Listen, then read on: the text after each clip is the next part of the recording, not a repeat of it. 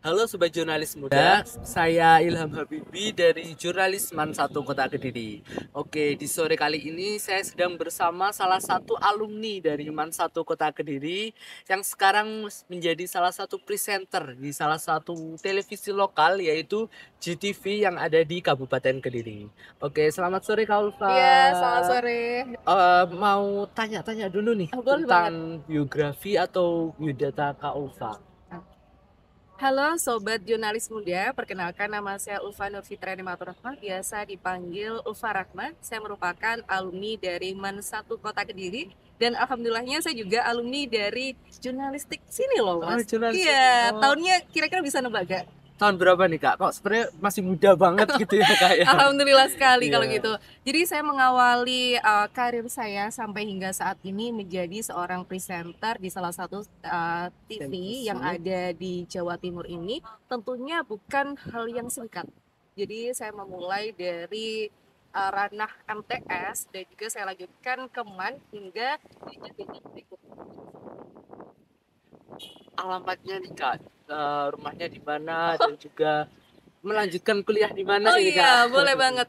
Jadi rumah saya ada di Kecamatan Pesantren, tepatnya di Kelurahan Bangsal, dan dulu saya merupakan alumni dari UIN Malang.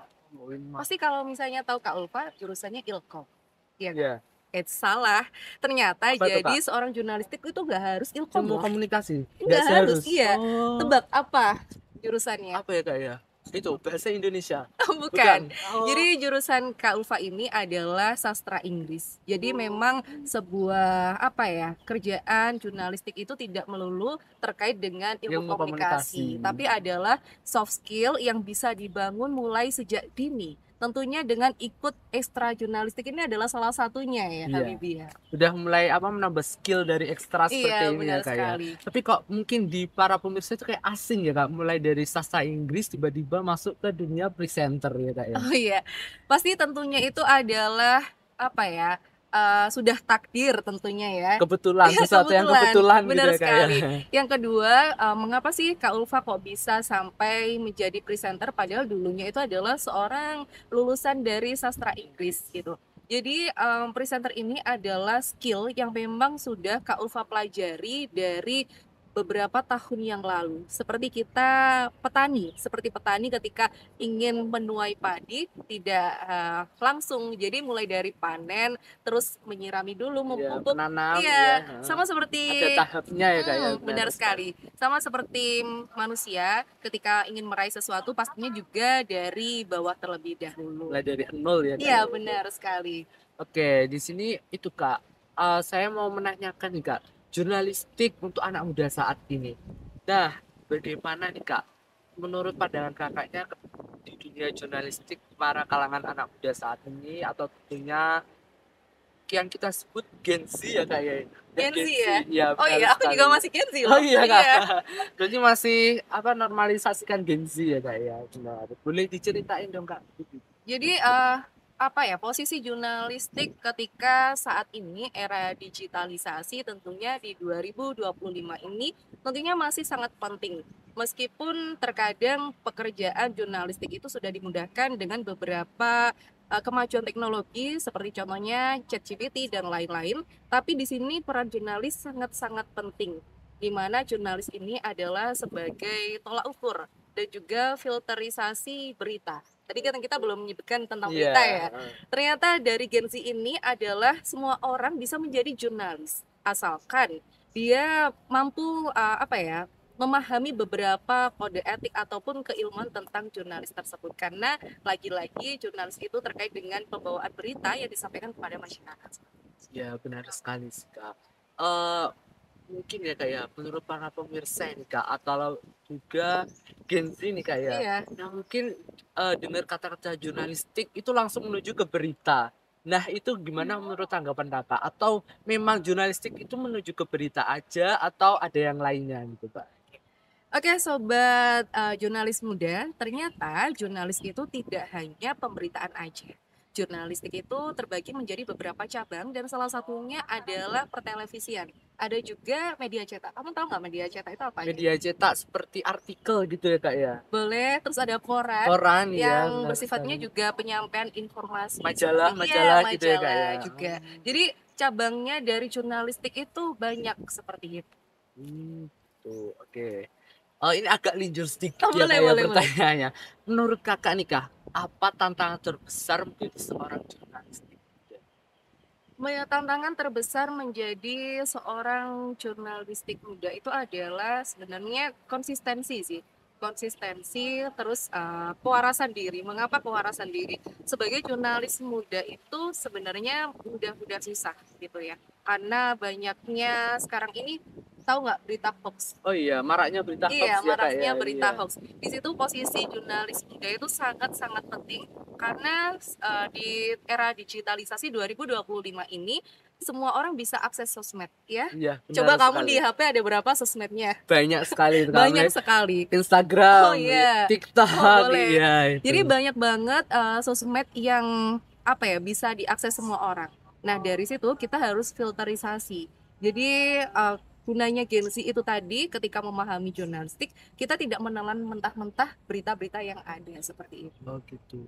Nah, berbicara tentang menfilterisasi itu tadi ya Kak, gimana sih Kak cara menfiltrasi dari berita yang valid dan berita yang hoax gitu?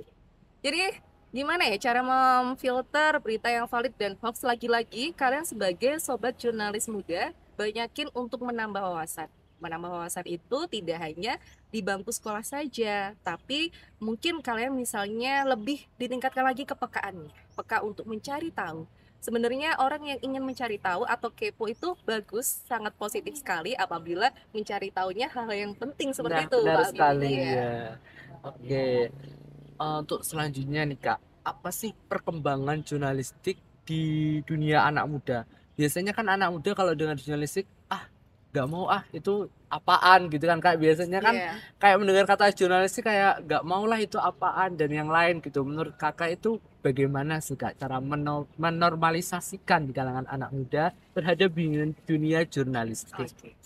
Kayaknya ini aku bisa dikatakan kalangan muda atau sudah tua ini? Muda sih Kak Oh, kayaknya muda. ya. Gen Z ya Oh Kak kita. iya, jadi opininya Kak Ulfa bagaimana sih untuk Menormalisasikan. menormalisasikan atau membangun stigma baru terkait dengan jurnalis di mata kaula muda. Tentunya jurnalis itu keren banget karena di situ kita bisa mengasah kreativitas juga mengasah beberapa skill kita karena di jurnalis itu tidak hanya melulu tentang pemberitaan yang itu-itu saja atau monoton, kita juga bisa improving dalam communication skills.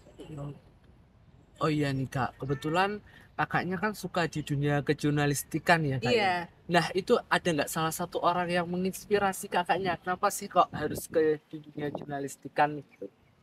dulu yang menginspirasi saya ke dunia jurnalis karena satu adalah suka gitu. Ketika ada pemberitaan, lagi-lagi kepekaan. Kayak misalnya ada momen di mana ada penjual gitu ya Kak Habibie. Kita gali lah, penjual itu bisa dibikin berita apa gitu. Misalnya nilai beritanya apa. Jadi dari situ saya ingin apa ya terjun ke dunia jurnalistik. Iya, Jurnalistik. awalnya coba-coba kok ketagihan Gitu. gitu. Akhirnya Iya, sampai saat ini ya iya Kak ya. sampai 2025. Oke, menuju ke pertanyaan terakhir nih Kak. Apa sih motivasi atau tata cara di dunia anak muda kalangan saat ini agar dia tertarik dengan dunia kejurnalistikan atau dengan berita gitu Kak? Buat sobat jurnalis muda, jangan takut untuk masuk di bidang jurnalis karena jurnalis tidak setua atau semonoton itu dalam stigma-stigma orang yang mungkin zaman dahulu. Karena dengan adanya era digitalisasi, kalian juga bisa mengembangkan skill kalian itu menjadi sebuah pekerjaan. Jadi pekerjaan yang mungkin enak ya, jalan-jalan Iya. juga. Jadi seperti itu. Carilah, galilah apa yang tujuan yang kalian inginkan dan lagi-lagi jadilah agent of change gitu. Kalau misalnya zaman dahulu ada jurnalis atau reporter yang dia masih tidak kekinian. Kalau Oh kita gitu kan ya. Gen Z ya. Sudah kekinian Iya, banget ya Kak ya. Gen Z kekinian. Jadi kita membangun gimana citra jurnalistik itu mengemas suatu berita atau suatu tayangan menjadi tayangan yang informatif Kreatif. tapi juga menyenangkan, Oh Kak gitu, Bibi. iya. Iya, seperti itu. Bisa tertarik untuk kalangan anak muda gitu ya Iya. Kak ya. Oke. Oke, sobat jurnalis muda, sesi tanya jawab dengan Kak Ulfa sudah selesai. Maka dari itu mohon maaf jika ada kesalahan dan juga terima kasih kepada Kak Iya. Ulfa. Untuk lebih selengkapnya nanti bisa informasi langsung atau tanya-tanya langsung ya Kak Iya, ya boleh. dengan Kak Ulfa. Oke. Nah, dengan saya Ilham Habibi. Dan saya Ulfa Rahma. Sampai jumpa sobat pemuda, jurnalis Evan Pers, Smart, Sharp, and Trust.